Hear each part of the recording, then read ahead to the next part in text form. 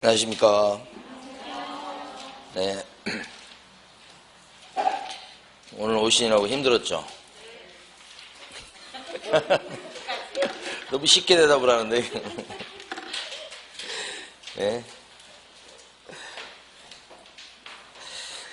자, 요새 차가 많아져가지고 월요일 날은 진짜 밀리더라고요.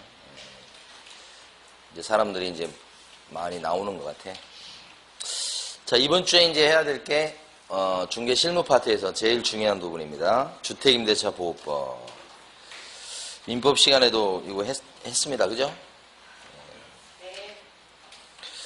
자, 그러면 주택임대차 보호법의 내용을 보도록 하겠습니다. 저희 교재는 209페이지부터예요. 거기 209페이지에서 이제 처음에 좀 봐야 될 게, 가로 2번에 보시면 법인 얘기가 나옵니다. 엊그제도 이제 법인 계약건이 하나 있는데, 임차인이 법인이었어요. 근데 이제 법인건에서 계약할 때는 뭐 서류 같은 거 이렇게 확인해야 될 게, 기본적으로 임대인이든 임차인이든 간에 법인 등기부등본, 사업자 등록증, 대표자가 오시면 대표자의 뭐 신분증은 당연하고, 인감증명서, 그 다음에 대표자 도장 말고 법인 인감 도장 들고 와야 되고요. 그래서 계약해야 되는 거예요. 근데 실무에서 보게 되면 그걸 잘 모르시는 사장님은 수두룩 뻑뻑하다. 그러니까 법인 같은 경우 계약을 잘 하는 경우가 케이스가 많지 않은데 최근에 많이 늘었어요. 그래서 그런 것도 나중에 실무에 가시면 알아두셔야 되지. 근데 법인은 주택임대차 보호법에 따른 보호를 받을까요? 못 받는 게 원칙이에요. 사람이 아니어서 그래요. 주거생활이 없어서. 보호해주는 경우가 LH공사나 SH공사 보호해주고요. 많이 들어보셨죠? 그래서 LH공사가 임차인에 대해서 세를 얻고요. 이제 뭐 소년, 소녀 가장이라든지 저소득층한테 싸게 빌려줘요. 그런 케이스. 이때 이제 대항력 같은 걸 인정해줍니다. 엊그제 거는 이제 중소기업. 중소기업이 직원 방을 얻어줘요. 그 사람 얘기 들어보니까 자기 직원들 방 20개 얻어줬다고 막 얘기하더라고. 이런 건수가 꽤 있어요. 그러니까. 그러면 중소기업이 임차인인데 그 대표가 와서 계약을 했어요. 근데 직원이 산다고. 그 직원이 주민등록을 해놔야 돼. 그러면 주택임대차 보호법에 따른 보호를 받을 수가 있다. 보호받는 게 대항력으로 보호해줘요. 우선 면제권이니 최우선 면제권 그딴 거 없어요. 그러니까 다 적용되는 것처럼 착각하시면 안 됩니다. 대항력이 있다. 법인 좀 보시고요. 그 다음에 외국 사람은 적용이 될 것 같아요? 안 될 것 같아요? 되겠죠? 외국 사람도 사람인데 신경 쓰지 마세요. 틀릴 사람이 없고. 그 다음에 잠깐 쓰려고 하는 이 고시험 같은 경우는 적용이 없다. 이렇게 시험에 잘 나오는 겁니다. 이거 가로 3번에 동그라미 1번이요. 좀 더 들어간다면 어떤 게 있을 수 있냐면요.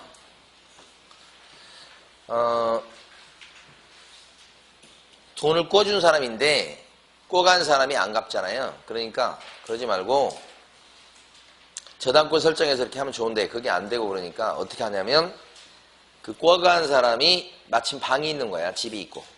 거기에다가 세입자처럼 임대차 계약서를, 전세 계약서를 써가지고 보증금 얼마, 보증금 예를 들어 1억 했다 그러는데 그게 꿔간 돈이야. 그리고 이제 막 확정일자 받아놓고 막 이렇게 한단 말이에요. 그러면 세입자, 임차인으로 되어 있습니다만은 그 서류상으로 봤을 때는 우선 매도권이 있어갖고, 그래서 우리 돈 꿔준 사람은 세입자로 변신하는 거예요. 그랬을 때 주택임대차 보호법에 따라서 대항력이나 우선 매도권이 있을까요? 없을까요? 돈 꿔준 사람이 세입자로 딱 변신하는 거예요. 돈 받아내려고. 왜 변신하는 거예요? 이유가. 꿔준 돈 받아내려고 해. 그랬을 때는 적용이 없어요. 주택임대차 보호법은 세입자가 잘 살 수 있게 도와주려는 법이지 꿔준 돈을 받아내라고 써먹으라고 만든 법이 아니잖아요. 그래서 거기 가로 3번에 동그라미 3번 보면 담보 목적으로 임대차 형식을 빌린 경우는 적용이 없다. 그런 거 알아두시면 되죠. 자, 그 다음에 존속기간 가면 임대차 기간을 정하지 않거나 2년 미만으로 임대차 기간을 정할 수 있죠. 대표적으로 1년. 오피스텔 같은 경우 1년 계약 많이 해요. 그러면 그래도 임대차 기간은 몇 년을 본다? 2년이지. 칠판에 있는 것처럼 2년 이렇게 되죠. 그렇지만 내가 기간을 만약에 임대차 기간을 1년으로 정했다 그랬을 때 누구는 1년만 살고 나가겠다고 주장할 수 있다. 그렇죠. 임차인. 우리가 이제 볼 때는 이렇게 임차인은 이렇게 쉽게 이제 하지만 시험지에서는 갑, 을로 변신이 돼서 나와요. 그러니까 시험 문제 푸실 때는 반드시 임대인이 갑이고 임차인이 을이다. 이걸 표시를 꼭 하시면서 문제 푸셔야 됩니다. 이제는. 그렇지 않으면 계속 누구지 임차인이 하면서 다시 문제를 읽는, 그래서 시간을 소비하는 결과가 될 수 있기 때문에 문제 풀 때 중요한 포인트예요. 갑은 을은 이렇게 물어보니까. 그 다음에 묵시적 갱신 뭔지 알죠? 묵시적 갱신은 2년 계약했을 때 임대인이 나가라는 소리도 안 하고 임차인이 나가겠다는 소리도 없어 쑥 이렇게 지나가는 걸 얘기해요. 그럼 묵시적 갱신이 되고, 그렇게 되면 임대차의 계약 기간은 몇 년 한 걸로 봐요? 2년. 이건 고정이에요, 고정. 고정, 이렇게. 앞에 3년 했지만 묵시적 갱신이 됐죠. 그러면 2년. 4년, 앞에 기간을 4년 했다고 해도 묵시적 갱신이 되면 4년 되는 게 아니고 2년 이렇게 된 거지. 보고. 다음에 이렇게 돼도 누구는 또 나간다고 해버릴 수 있어요, 또? 여기도 임차인이죠. 그 효력은 당장 생기는 게 아니고 3개월 뒤에 생긴다. 그런 얘기가 네모 2번에 가로 2번에 동그라미 3번과 동그라미 4번에 나와 있어요. 묵시적 갱신이 됐을 때 얘기입니다. 그 묵시적 갱신이 안 되게 만들려면 어떻게 해야 돼요? 안 되게 만들려면 임대인이 미리 나가라고 얘기했어야 되죠. 갱신거절 이렇게. 임차인도 미리 나가겠다고 미리 얘기했어야지만 묵시적 갱신이 안 되겠죠. 그게 갱신거절이에요. 그럼 갱신거절의 통지를 임대인은 언제까지 하죠? 6개월 전부터 2개월 전까지 하고, 임차인은 언제까지 나간다고 했어야 돼? 2개월 전까지. 그게 바로 위에 동그라미 1번과 2번에 있죠? 이게 갱신거절. 갱신거절을 통지 안 하고 쑥 지나가면 묵시적 갱신 이렇게 된다고요. 오케이. 자, 넘어가시고. 지금 방금 전에 했던 내용들은 가장 기본적인 내용이 되고, 이제 실무에서는 임차인분들이나 임대인분들이 많이 이제 질문하는 거예요. 이런 것들. 그 다음에 갱신요구권. 갱신요구는 임차인이 적극적으로 나 2년 더 살 거예요 하면서 요구하는 거예요. 묵시적 갱신은 입을 꾹 다물고 있다가 이렇게 쑥 지나가는 거지만, 갱신 요구는 임차인이 적극적으로 요구하는 거예요. 그러니까 갱신 요구할 수 있는 사람은 임차인이에요. 근데 중요한 것은 언제, 동그라미 1번에 나오지만 언제적에 해야 되냐면 임대차 기간이 만료되기 6개월 전부터 2개월 전까지. 6개월 전부터 여기도 있어요. 임차인이지만 임차인 아까 갱신 거절 언제 해야 돼요? 임차인은 그냥 2개월 전이잖아요. 근데 갱신 요구는 6개월 전부터 2개월 전 이렇게. 근데 밑에 보시면 딱 한 번만 써먹을 수 있으니까 2년 계약하고서 묵시적 갱신이 됐고 다시 갱신 요구하면 6년 이렇게 될 수 있잖아요. 딱 한 번 써먹는다는 거 생각하시면 되고. 그 다음에 오른쪽 페이지 오시면 갱신 요구가 있게 되면 가로 3번 오른쪽 페이지 동그라미 1번 종전 임대차와 같은 조건으로 다시 계약한 것으로 봐요. 그렇지만 유일하게 임대차 기간은 어떻게 해요? 2년으로 못이 박혀 있습니다.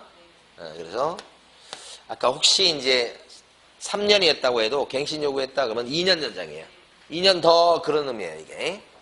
이것도 못이 박혀 있네. 갱신 요구도. 아까 묵시적 갱신도 못이 박혀 있습니다. 2년. 갱신 요구도 2년 이렇게 되죠. 그렇지만 동그라미 3번에 있는 것처럼 보증금이나 차임은 올려달라고 할 수도 있고 깎아달라고 할 수도 있고 그런 거예요. 증감 청구가 가능한데 올릴 때는 제한이 붙습니다. 그래서 5%를 초과해서 증액할 수 없고요. 밑에 올린 지 1년이 안 돼서 다시 올릴 수는 없다. 이런 얘기지. 반대로 얘기하면 감액 청구할 때는 5% 제한이 없다는 뜻이고 1년이 안 돼서 또 감액 청구할 수도 있다는 뜻이잖아요. 이게 주택이죠. 그러니까 감액 청구는 제한이 없고 이 주택이나 상가가 요게 그대로 똑같아요. 숫자가. 그러니까 이거 공부해서 아시면 돼요. 근데 이렇게 갱신 요구했다가 이거 기가 막힌 건 임차인은 갱신 요구했었잖아요. 2년 더 이렇게 했었잖아요. 그래놓고는 갑자기 어떻게 하냐면 나간다고 해버릴 수 있어요. 갱신 요구할 때는 언제고. 그러니까 요거 이제 변심을 한 거죠. 그러니까 임차인 마음대로 할 수 있다는 얘기인데 좀 문제 있잖아요. 이건. 그러니까 갱신 요구해서 들어줬어. 그러면 2년은 지켜야지. 근데 또 나간다고 해버릴 수 있다고 하는 거니까 기가 막힌 겁니다. 임대인 입장에서 봤을 때는 뭐 갈팡질팡이잖아요 지금. 근데 할 수 있어요. 효력은 언제 생기죠? 3달 있다 생기는 거죠? 이렇게. 동그라미 4번까지 봤습니다 지금 밑에. 자, 근데 갱신 요구를 임대인이 거부할 수 있는 경우가 있다. 다시 왼쪽 페이지로 오셔야 돼요. 거부할 수 있는 경우가 어떤 경우냐. 왼쪽 페이지 보면 가로 2번에 거절 사유에서 잔뜩 나와 있단 말이에요. 그래서 거기에 보면 동그라미 1번 2달치 월세가 밀린 적이 있다 이런 뜻이에요. 이기 연체 2달치가 밀린 적이 있어요. 근데 갱신 요구했어요. 그럼 거절할 수 있어요. 근데 이제 실무에서 기가 막힌 건 뭐냐면 2달치를 현재 밀려 있어야 된다는 것이 아니에요. 되게 어려운 거예요. 2달치가 밀린 적이 있으면 되는 거예요. 동그라미 1번 다시 한번 읽어보세요. 끝까지. 사실이 있으면 되지. 지금은 이제 하나도 안 밀렸어. 옛날에 2달치 밀린 적이 있었단 말이에요. 그러면 거절할 수 있다는 거예요. 몰랐죠 지금? 다 몰랐던 눈치야. 그런데 해지할 때는 어때요? 해지? 현재 스코어 2달치가 밀렸어야 돼요. 해지는 옛날에 2달치가 밀린 적이 있는데 그때는 해지 안 하고 지금 왔는데 지금은 하나도 밀린 게 없어. 해지 못해요. 그러니까 해지 통지를 하는 그 순간에 2달치가 현재 스코어가 밀렸어야 되는 거지. 일단 구별은 되는 것처럼 느낌은 오지요. 네. 기억이 이제 언제까지 날지는 모르겠지만. 왜 근데 크게 걱정하지 마시라 그러냐면 이것을 차이를 내서 두 개를 물어보지는 않을 것 같아요. 근데 실무에 가시면 아셔야 될 내용이야. 오히려. 자, 그 다음에 동그라미 3번에 보면 합의해 갖고요. 보상을 해주는 경우 있어요. 요게 이사비 주는 거예요. 2천만 원 이사비 드릴 테니까 갱신 요건은 행사하지 말고 나가주세요. 2천만 원? 그러면서 이제 이 사람이 2천만 원 주신다면야 하면서 짐 싸서 빨리 나가지. 꿍뚱이 생겼어요. 자, 그 다음에 동그라미 4번. 임차인이 임대인의 동의 없이 목적주택의 전부 또는 일부를 전대했다고 이렇게 돼 있어요. 이걸 무단전대라고 그래요. 무단전대. 동의 얻지 않고. 이 동그라미 4번 잘 봐두셔야 돼요. 동의 없이인지 동의를 얻어서 하는 건지 잘 구별하셔야 돼요. 이 출제위원들은 반대말 쓰는 걸 되게 좋아해요. 그럼 시험의 출제거리는 동그라미 3번, 4번 이 정도. 그 다음에 7번. 7번에 보면 둘째 줄에요. 전부 또는 대부분을 철거하거나 재건축한다고 하면서 비우라고 할 수 있어요. 철거 재건축에 동그라미 치시면 돼요. 근데 기출문제 나왔지만 증축 정도를 가지고는 증축 거절 사유가 안 됩니다. 철거하고 뭐하고요? 재건축. 근데 다만 이때도 철거 재건축 하려니까 비우세요. 이렇게 이게 되려면 통하려면 다 셋 중 하나 들어가야 돼요. 가번처럼 처음에 계약할 당시부터 저 2년 있다가 이거 저 철거하고 재건축 할 거니까요. 비워주셔야 됩니다. 그때는. 라고 미리 얘기했거나 가번. 나번처럼 그런 얘기를 한 적은 없으나 곧 무너질 예정이거나. 다번.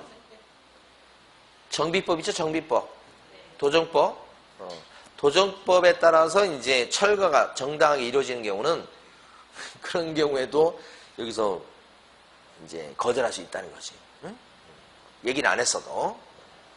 세 가지 경우인데 세부적 내용까지는 나오지 않겠죠. 핵심은 동그라미 8번이죠. 최근에 이제 대부분은 살고 있는 임차인을 내쫓을 때 써먹는 방법이 동그라미 8번에 있는 것처럼 실거주 하겠다고 하면서 내쫓는 거예요. 실거주. 동그라미 8번이에요. 그러니까 임대인이 실거주 하겠다는 거예요. 임대인이. 내가 살 테니까 나가주세요. 이렇게 하는 거예요. 내가 살아야 되겠어요. 이거지. 갱신 요구해도. 그런데 그 임대인은 직계 존속이나 직계 비속을 포함한다. 직계 존속은 위로 가가지고 아버지, 할아버지 쪽을 얘기하고요. 비속은 아들, 손자 쪽을 얘기합니다. 비속이라고 그래요. 그래서 저희도 대학 처음 갔을 때 뭐 존속, 비속 그런 얘기를 처음 법용어로 이제 배워서 신기했었던 기억이 납니다. 근데 형제자매 있죠? 이게 나올 것 같아요. 내 동생이 살아야 되니까 좀 비워주셔야 되겠어요. 이건 안 통해요. 형제자매는 같은 동렬이에요, 동렬. 존속도 아니고 비속도 아니에요. 사촌도 마찬가지고. 같은 학렬이에요, 같은 학렬. 그래서 형제자매는 빠지는데 슬쩍 집어넣을 수 있다고. 직계, 존속, 비속, 형제자매가 실거주하겠다. 이렇게. 뭐 X. 적어 놓으셨죠. 그게 나올 것 같고. 그 다음에 오른쪽 페이지 보면 가로 4번에 실거주하겠다고 내쫓은 뒤에 말이에요. 실거주를 해야 될 텐데 실거주를 갖다가 진짜 하는 경우가 한 절반 정도 되는 것 같고요. 실거주 하겠다고 내쫓고 나서 안 지키고 그냥 세를 넣고 그런 게 한 절반 정도 되는 것 같아요. 근데 실거주 하겠다고 하면서 자기가 들어와 진짜 사는 경우도 있지만 그렇지 않고 실거주 하겠다고 말만 해놓고 주민등록만 옮겨놓고 비워둔 경우도 있어요. 그런 것까지가 이제 한 반 정도 되는 것 같고 한 반 정도는 아주 그냥 세상을 아주 그냥 용감하게 사시는 분들이죠. 나 실거주 할 건데요. 내보내고 바로 다음날 중개업소 와가지고 세나 주세요. 이렇게 하는 거예요. 근데 그 중에도 이제 두 부류가 있어요. 굉장히 용감한 사람은 자기 주소 안 옮겨요. 안 옮기고 저 들어올 사람 구해주세요. 아 이거 했다가 만약에 손해배상 청구 당하고 막 그럴 수 있는데 그거 괜찮아요.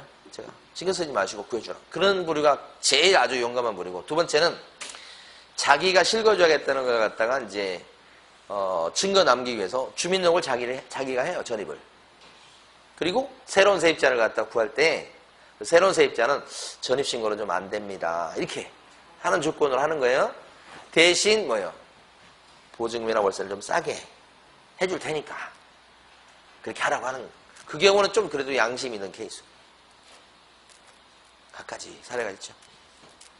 어쨌든 여기서 자세한 내용은 볼 건 없지만 실거주하겠다고 내보냈는데 실거주 않고 세를 딴 사람에 놓거나 실거주하지 않는 상황이 발생하면 손해배상 책임을 져야 되겠다. 누구 손해요? 쫓겨난 임차인이 입은 손해. 그 정도 아시면 돼요. 자세한 내용까지는 뭐 시험에 안 나올 것 같다 이렇게 생각하고 자 그 다음에 212페이지 가면 대항력 나오죠.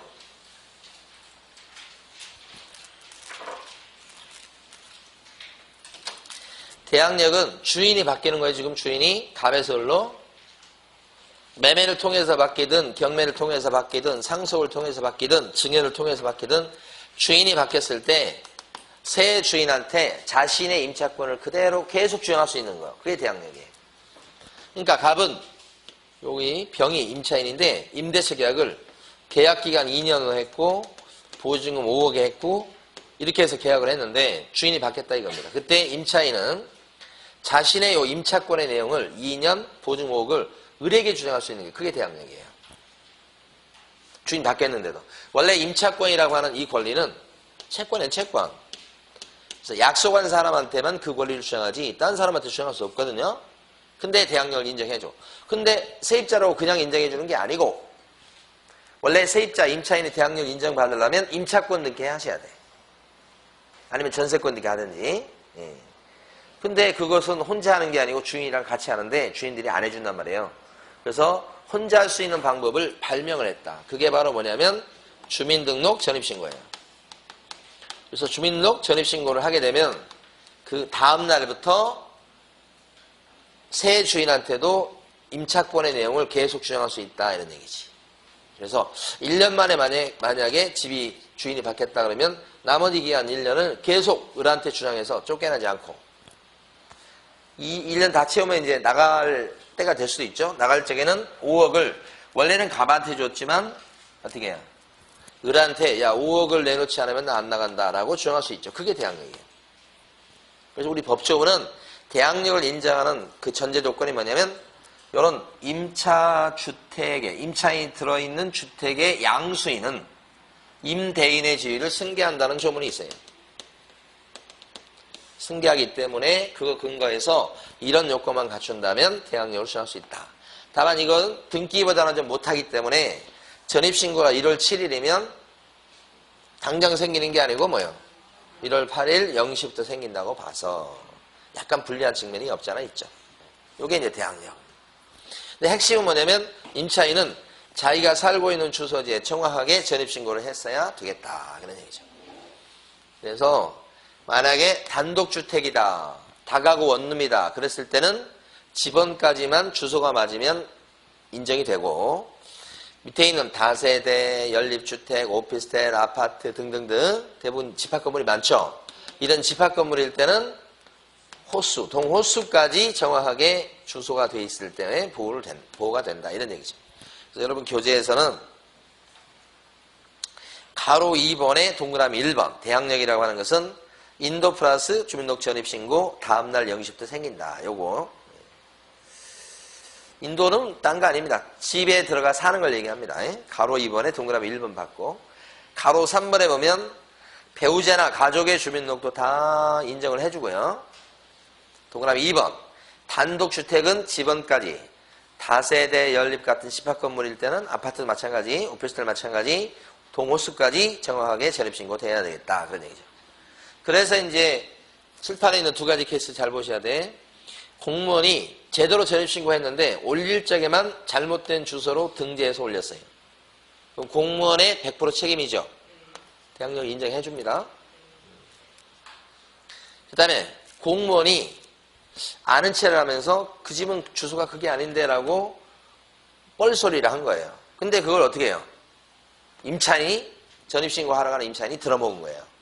그래서 공무원의 잘못된 정보를 그대로 전입신고 해갖고 잘못된 주소로 올려놨단 말이야. 그러면 대항력이 없다. 전입신고하고 있는 그 사람의 손은 그치 세입자 손이지. 자기 손을 탓해야지 옆에서 얘기한 공무원 얘기를 할 것이 아니다. 이런 얘기지. 두 가지가 다 있죠. 그래서 가로 4번에 동그라미 1번 보면 담당 공무원의 착오로 수정을 요구해서 신고인이 잘못된 지번으로 수정해서 주민등록된 사건에서 대항력을 인정하고 있지 않다. 요구하고요. 그 다음에 이거 하나 해볼게요. 여러분 맞춰보세요. 만약에 요 사람이 A인데 이 주택 임대인이에요. B가 임차인이에요. 임차인은 여기 들어가 살지 않고 요 사람은 주민등록 전입신고 해놨어요. 근데 이제 실제는 C가 살아요. C가 둘이 뭐 가족 아니에요. 그러니까 이 사람이 들어가 사는데 왜 그러냐면 B가 자기가 세를 얻었는데 C한테 그대로 다시 또 세를 넣은 거예요. 그러니까 이게 뭐냐면 전대차예요. 전대차. 근데 요 전차인 C는 거기 들어가 살아.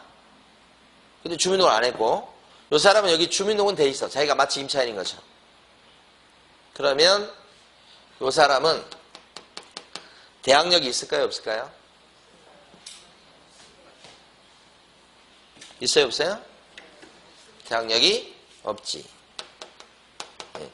전입신고 됐다고 될 게 아니고 자기가 점유하고 있어야 되죠? 점유, 인도. 없잖아요. 근데 이 사람이 점유하고 있으니까 간접 점유한다고 볼 수 있지 않냐, 이 말이지. 간접 점유라고 볼 수 있죠. 그런데 우리 판례는 간접 점유는 여기서 점유로 보질 않아요. 그래서 요럴 때는 대항력 인정 못 받고요. C는요. 들어가 살죠. 주민등록 돼 있나요? 안 돼 있죠. 그러면 C도 대항력 인정이 안 될 뿐더러 원래 전차인은 대항력이 없는 거예요. 없죠? 대항력 인정 안 되죠. 근데 여기서 만약에 여기 주민등록이 안 돼 있고요. 여기가 주민등록이 되어 있으면 어떻게 해요?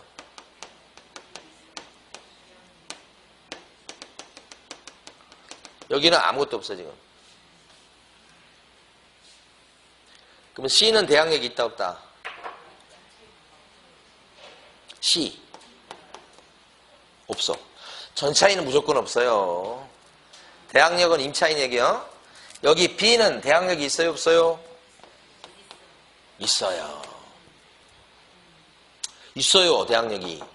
주민등록 안 돼 있는데? 안 사는데? 간접점. 이게 인정되는 간접점이에요. 그러니까 직접 점유자가 주민등록 돼 있고 살면 이 사람을 통해서 누가 대항력을 인정받아요? 임차인. 지금 처음 들어보는 그런 표정인데.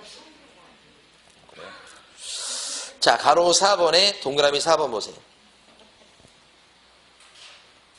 간접점이자 임차인 자신의 주민등록으로는 대항력의 요건을 적법하게 갖췄다고 할 수가 없다. 자기가 살고 있지 않는데 자기가 주민등록 돼 있어. 아까 전번 케이스 주민등록 돼 있고 여기 살고 대항력이 안 생겼어요 그때 임차인한테. 아까 케이스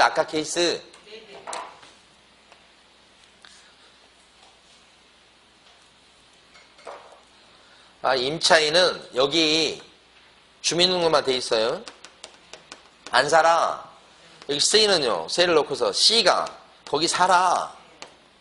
그럼 여기 대항력이 있어요 없어요? 없다니까. 아무리 주민등록 돼 있다고 해도 안 살잖아 이 사람이. 이 사람이 대신 사는 거 아니냐. 그랬을 때 우리 판례는 이 사람이 점유화가 있는 것 그걸 갖다가 이 사람이 점유한 걸로 볼 수 없다는 얘기예요. 대항력에서 그렇다는 얘기지. 간접점인데. 인정 안 해준다는 거 내가 나한테 왜 따지시 이렇게 쳐다봐. 안 내준다는데. 판사가 인정 안 해준다고 지금 얘기한 거 아니에요? 내가 한 거 아니고. 나는 해줘. 나 같으면. 판사가 인정 안 해준다는 거 나보고 어쩌라는 소리요. 동그라미 4번. 이건 기본적인 판례예요. 가장 기본적인 판례. 직접 점유자가 주민등록돼 있어야 된다고. 오케이. 그 다음에 오른쪽 가면 우선 면도권이 나와. 네임 5번에 우선 면도권 나와 있죠? 근데 이제 안 한 게 있지. 경매. 사실 대항력이 문제되는 케이스는 거의 대부분 99%가 경매. 그러니까 이걸 모르면 대항력을 모르는 거예요. 여기 보면 선순위로 대출이 먼저 있고 세입자가 그 다음에 들어가 살면서 주민등록을 해놓은 거야. 그러니까 이 전입신고한게 저당권 듣기보다는 늦다는 거지. 그리고 이제 경매 넘어갔어. 그 바람에 이제 주인이 경매로 의리 낙찰자가 되면서 주인이 바뀌었어요. 갑에서울로. 그랬을 때 여기는 지금 주민등록 전입신고가 돼 있으니까 대항력권을 갖추는 거 아니야. 그럼 대항력이 있을까요? 없다니까 이건. 대항력권 갖췄다고 다 대항력이 있는 게 아니라고요. 경매만 그래요. 경매는 앞에 대출이 먼저 있죠. 그럼 여기는 후순위 세입자. 이게 대항력의 핵심인데 이걸 지금까지 모르고 앉아있으면 어떡하냐고. 후순위 세입자는 아무리 요건 갖춰도 대항력이 없어. 이 사람의 대항력을 인정해주면 이 사람이 피해를 봐서 안 되는 거예요. 이 사람의 대항력 인정을 받으면 보증금 2억이다 그러면 2억을 이 사람이 떠안아야 되는데 떠안은 만큼 입찰가가 낙찰받을 때 줄겠죠. 인정해주면. 그러면 낙찰가가 줄면 그 배당금이 줄겠죠. 다 못 타갈 수도 있잖아요. 이 사람이 1등인데 이 사람 때문에 이 사람이 배당을 다 못하면 안 되잖아요. 그래서 인정 안 하는 거지. 그렇게 이론적으로 설명하는 것도 이제 마지막에 이제. 이론이 필요 없어. 돌덩이 밑에 깔리면 숨을 식었어 못 식었어 이게. 대출을 돌덩이라고 생각하시면 돼요. 빚이 많아. 숨 쉬어 못 쉬어. 숨 쉬기 쉽지 않아. 빚이 많으면. 이해하는데도 한계가 있어 이제. 반대로 대출이 밑에가 있어. 밑에 돌덩이가 있으면 그 위에 여름에 놀러 가면 평평한 데 앉아서 거기서 그냥 햇볕도 쬐면서 물장구도 치고 이렇게 하잖아. 거기 밑에 지금 이렇게 뭐라고 해야 돼? 이게 돌덩이 반석 같은 게 있어. 그 위에 딱 편하게 앉아 있다고. 그냥 일광욕 하겠네, 일광욕 하겠어. 대항력이 있다, 없다? 있다는 거지. 이걸 무슨 세입자라고 그래? 선순위 세입자. 이것밖에 없는데. 왜 그냐고 이제 질문하면 안 돼. 이 밑에 지금 바위 위에 딱, 여기는 바위 밑에 깔려가지고. 예? 그래서 이제 그게 212페이지 보면, 212페이지 다시 가셔서, 가로 2번에 동그라미 2번이죠? 경매의 경우에는 독특하다. 대항력은 선순위 담보물건 등이 없어야 된다. 담보물건이라고 돼 있지만 저당권 얘기합니다. 선순위나 저당권이 없었을 때만 인정받는다. 그래서 밑에 당구장 표시 보면 임차인의 전입신고한 날과 저당권 설정 등길이 같으면 임차인은 경매에서 낙찰자 매수인한테 대항력을 주장할 수 있다, 없다? 없다. 같은 날이면 어떻게 돼요? 이게 1월 7일이고 1월 7일이면 이 전입신고 효력이 언제 생겨요? 1월 8일 날 생기니까 0시. 어쨌든 0시라도 1월 8일이잖아. 밑에 깔리게 되잖아요. 같은 날이면. 대항력이 없죠. 자, 우선매도권 갑니다. 우선매도권. 우선매도권은 배당에서, 그러니까 이게 지금 나오는 게 사례 영토로 나와서 그렇지, 뭐 기본적인 거 물어봐요. 뭐 이상한 거 안 물어보고, 뭐 구석지에 있는 판례 잘 안 물어보고, 가장 기본적인 거 내용 물어봐요. 네? 우선매도권은 배당에서 탈 때, 이게 변제가 배당금을 받는 거예요. 그때 배당에서 탈 때 보증금을 타는 거예요. 보증금을. 세입자니까. 우선에서 배당금을 탈 수 있는 권리예요. 이게. 우선이라고 하는 게 1등이라는 뜻까지는 아니고 후순위보다는 먼저 탈 수 있는 권리다 이 말이지. 이게 우선면제권. 원래 세입자는 우선면제권이 없는 거예요. 원래는. 그런데 세입자가 대항요건을 갖춘 상태에서 확정일자를 받아놓잖아요. 그럼 세입자 요 정은 우선면제권이 생겨버리는 거예요. 확정일자까지 받아놨을 때지. 그러면 이제 앞에 오는 저당권 이 사람보다 먼저 배당을 타갈 수는 없어. 2억에 대해서. 근데 요 2억 무보다는 먼저 타가지. 그러니까 순위 배당이라고 쓰는 것은 우선면제권은 등수대로 배당을 타간다 이거지. 만약에 이 사람한테 우선면제권 인정 안 해버리잖아요. 그러면 배당을 탈 때 낙찰이 4억이 되면 여기 배당 타고 여기 배당. 원래 저당권자가 우선면제권이 있거든. 타고. 없으면 꼴등이야. 그럼 어떻게 되냐면 배당금에서 보증금을 못 타. 더구나 이 사람은 대항력이 있어요 없어요? 가만히 보시면 경매인데 지금 낙찰이란 말이 왔으니까 경매로 소유자가 을로 바뀐 거잖아요. 그럼 요 정은 대항력이 있다 없다? 방금 전에 했었잖아요. 돌덩이 밑에 깔려있는데 대항력이 없잖아요. 예? 없잖아요 지금. 대항력도 없고 이거 우선면제권 인정을 안 해버리면 실제는 있는데 이거 받아놨으니까. 없다면 어떻게 돼요? 쫓겨나고 보증금 다 날려먹는 거예요. 그러면 전세에 살고 돌아다니기만 하면 나중에 가면 돈 다 없어져요. 그래서 우선면제권을 인정을 해서 보증금을 지키게 만들어주는 거예요. 그래서 실제는 인정이 돼요. 대신 뭘 받아놔야 돼? 확정일자. 그게 우선면제권이지. 그래서 이때 배당 탈 때는 4억 돈을 병이라는 저당권자는 못 이겨요. 2억 타고 그 다음에 정이라는 임차인이 이거 받아놨기 때문에 얼마야? 2억을 타서 보증금을 지키게 만들어주는 거지. 그래서 여기 지금 보면 213페이지 제일 위에 가면 우선면제권은 대항요건과 첫 줄에 확정일자를 갖춰야 된다는 거지. 그러면 셋째 줄에 후순위보다 먼저 배당을 타가는 거지. 그럼 가로 2번에 동그라미 1번. 확정일자는 어디서 받느냐? 등기소, 법원 등기소, 공증사무실, 자치센터 등등등, 읍사무소, 면사무소 많아요. 그리고 우선면제권은 배당을 탈 돈이기 때문에 어떻게 하냐면 배당 요구해야 배당을 타는 거예요. 가만히 입을 다물고 있으면 배당을 못 타요. 나 배당에서 탈 거예요 라고 배당 요구해야 탄다는 거지. 그래서 요건을 갖추면 돼. 근데 문제는 뭐냐? 이제 등수가 문제. 여기는 지금 2등이니까 그랬죠. 만약에 이게 3등이었으면 이 사람이 밑에 깔려있는 3등이었다 그러면 배당 등수가 3등이 돼가지고 못 건져. 배당금이 4억밖에 안 나오니까. 등수가 굉장히 중요하지. 등수. 자, 등수 매길 때는 전입신고의 효력이 생기고 확정일자의 효력이 생긴 두 가지의 효력이 생기는 가장 늦은 시점이 기준 시점이야. 등수 따지는. 그래서 밑에 보시면 가로 3번에 동그라미 1번 있잖아요. 대항요건이 전입신고를 의미해요. 전입신고한 날이 1월 7일. 확정일자가 1월 8일이면 우선면허권은 며칠 날 생기게요? 1월 8일. 왜냐면 1월 8일은 확정일자 받은 날인데 그 시간을 안 따져요. 확정일자는. 그러니까 1월 8일이 되는 거예요. 0시 그러면 안 되고. 근데 그 앞에 있는 대항요건으로서의 전입신고는 1월 7일 날 됐는데 그 전입신고로서의 대항요건은 효력이 언제 생기죠? 1월 8일인데 0시가 돼요.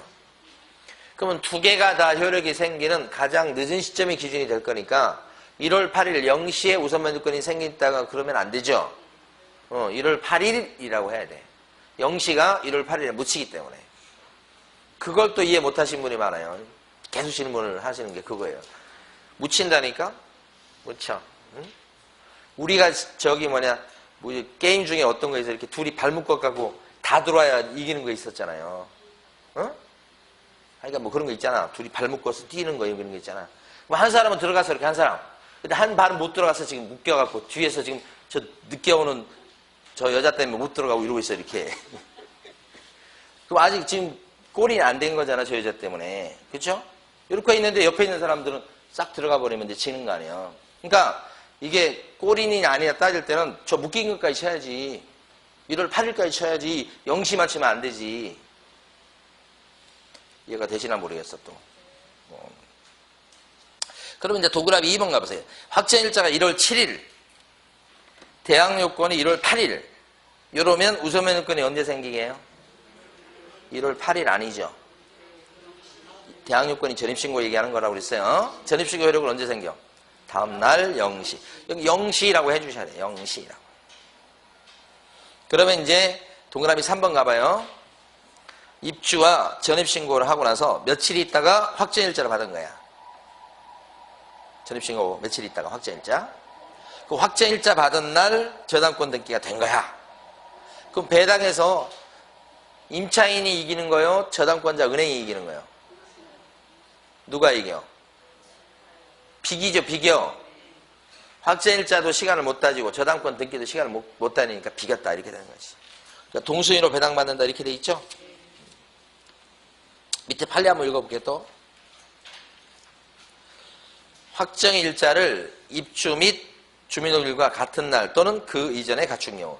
확정일자를 그러니까 주민등록 전입신고한 날이 갖췄든지 그 전에 갖춘 거야. 그럼 이 말은 어떤 뜻이 되냐면 전입신고된 날 확정일자 받은 이런 케이스거나 확정일자를 그 전에 받은 거지 이렇게. 이런 케이스이거나 이런 케이스라는 얘기예요. 이러면 우선면허권 언제 생겨요? 1월 7일이라고 치면 위에 거 이러거나 이런 케이스인데 이거 언제 생겨요? 우선면허권이 1월 7일날 생겨요? 이것이 효력이 생겨야 되잖아요. 그러면 1월 0시지 0시 같은 날이면 이거 전입신고도 1월 7일 확정일 1월 7일이면 이것이 지금 다음날로 넘어가 버리잖아요. 7이라고 하면 안 되지. 1월 7이라고 하면 안 되지. 이건 어때요? 이 말을 풀어놓은 거예요, 지금? 이건 어때요? 똑같이.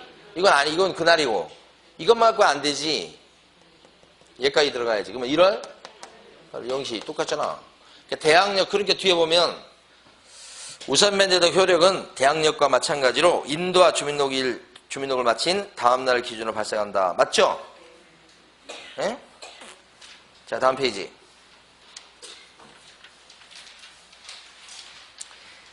지금 이거 한지 지금 이제 2주, 3주밖에 안 됐어요. 마지막에 했었잖아요, 이거. 주택임대차보호법 했었잖아요, 지금 저번에 끝날 때. 응? 자, 다음 페이지 가면 확정일자부 임차인은 지위라고 된 거 있죠. 자, 이게 어떤 거냐면 확정일자 받은 임차인이 있는데요. 주인한테 계약기간 끝났으니까 나가겠다고 얘기해서 나간다고 미리 얘기했어요.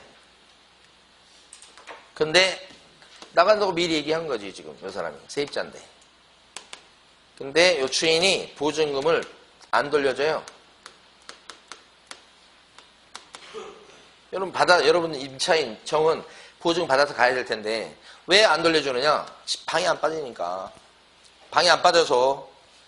이러면 어떻게 하시느냐? 이 세입자가 적극적으로 보증금을 갖다가 이 집을 경매치해서 받을 수 있는 방법이 있다. 이거 이제 진짜 실행하는 사람은 그게 많지 않을 거예요. 없을 거예요, 거의. 일단 보증금 돌려달라는 소송을 갑을 상대로 하셔야 돼, 정의. 그래서 3개월에서 막 조금 길게 하면 6개월 정도 걸려서 판결 나요. 판결 난 것 갖고 이 집을 경매 칠 수 있어요. 이런 경매를 강제 경매라고 그래요, 임의 경매라고 그래요. 강제 경매. 억지로 경매를 넣었다는 얘기입니다. 은행 같은 경우는 이게 필요 없잖아요. 소송할 필요 없이 바로 경매를 칠 수 있잖아요. 등기부에 재단권 얼마 이게 나와 있으니까. 얘는 재판에서 이걸 집행권원이라고 그래요. 집행할 수 있는 권원. 이걸 얻어서 경매를 치죠. 이걸 강제 경매. 경매해가지고 배당 나올 때까지 한 1년 걸려요. 1년. 이거 얼마 걸리겠어요? 1년 훨씬 넘게 걸리잖아요. 근데 이렇게 적극적으로 경매를 붙여서 배당에서 타는데 배당에서 탈 때 병보다는 늦어요. 그 다음으로 배당을 받아가잖아요. 그래서 진짜 배당을 탈지는 의문이야. 다 탈지 의문이라고 해. 그래서 이렇게 할 수 있지. 이렇게. 근데 여기서 핵심은 뭐냐면 이렇게 경매를 넣을 때 재판에서 이겨가지고 경매를 넣을 때 방을 비워줘야 되냐 이 말이지. 정의. 방을 비우고서 경매를 쳐야 되는 거냐 이 말이지. 이 반대 의무의 이행이 뭐라고요? 방 빼는 거 얘기하는 거예요. 그럼 집행 개시. 집행 개시가 경매 신청이에요. 경매 신청의 요건이다 아니다. 방 비우지 않고 경매를 넣을 수 있다는 뜻이에요.